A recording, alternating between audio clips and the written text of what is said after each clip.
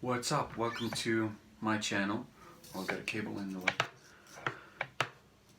Oh, never mind. Today I'm going to talk about tone.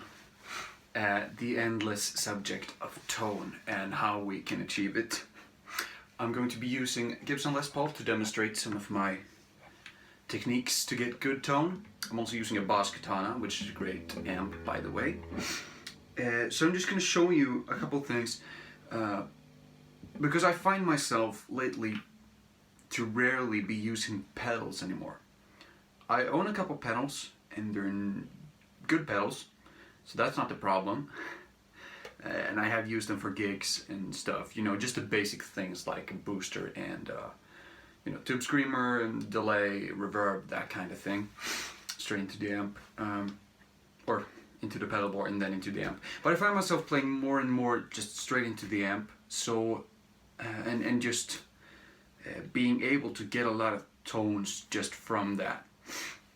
So I'm going to show you a couple things. One thing I like to do to kind of, and this thing only works on a Les Paul, or you know, a guitar that has two different volume pots for two different pickups.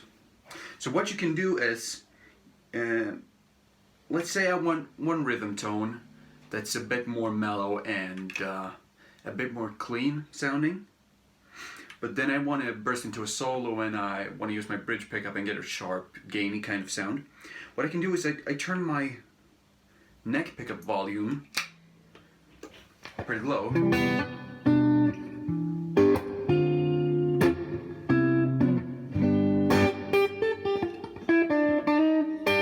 I get a nice rhythm, almost clean, crunchy kind of tone. And then I can just turn the volume all the way up on that pickup. So when I switch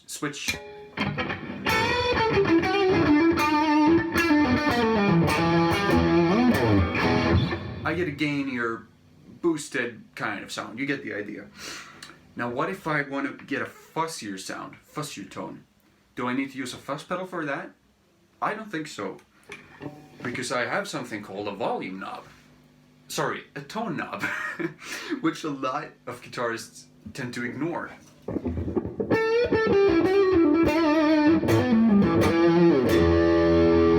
So if you play with a lot of gain and just turn the tone knob down, and I found this works on most pickups, most guitars.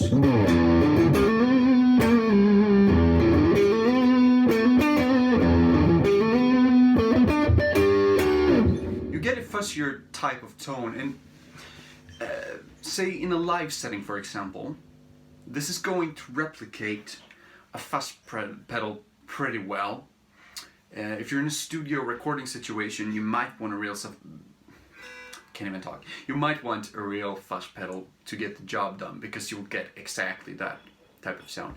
But I think this gets pretty darn close, and it saves you a lot of money and space and time, because you don't have to carry a fuzz pedal around. Because I find that, you know, my ultimate goal when I'm playing on stage is to just get rid of as many distractions as possible. And I find, even though a pedal board can be a tool to help me sound better, it can often come in the way as well. And the more pedals you have, you know, the more that is in the signal chain, the more things can go wrong, right? And I don't really want that. So I find myself playing straight into the amp a lot more often nowadays, and I think it works fine.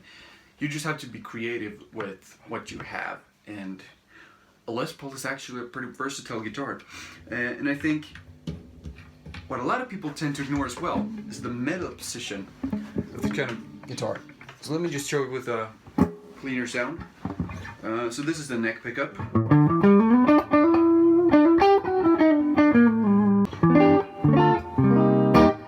Neck pickup, bridge.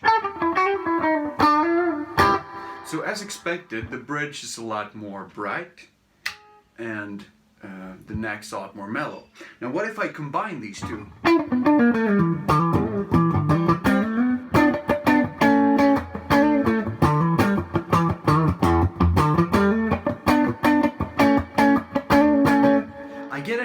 crankier, almost single coily kind of tone, or a coil splitted kind of sound. And I find not a lot of people use this. They just go this for the blues, and then they go this for like shredding it.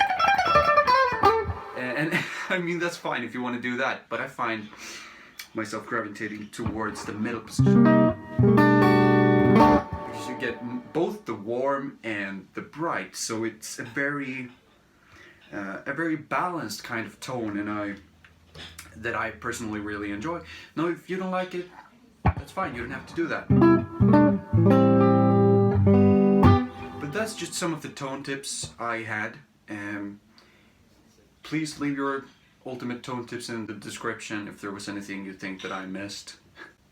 I guess my goal with this video is just to show that you don't have to spend a lot of money on gear to sound good. And now this is pretty ironic because I'm playing a Gibson Les Paul, which is a relatively expensive guitar, but you can get an Epiphone that'll do the job just fine.